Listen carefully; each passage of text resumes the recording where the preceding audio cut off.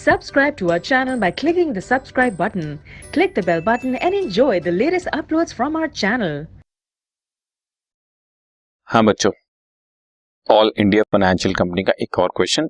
Bank limited has outstanding 1,10% debentures of 10 each issued in 2010 due for redemption on 30 जून 2016। बस बताओ कितना DRR बनाना है, कितनी इन्वेस्टमेंट करनी है।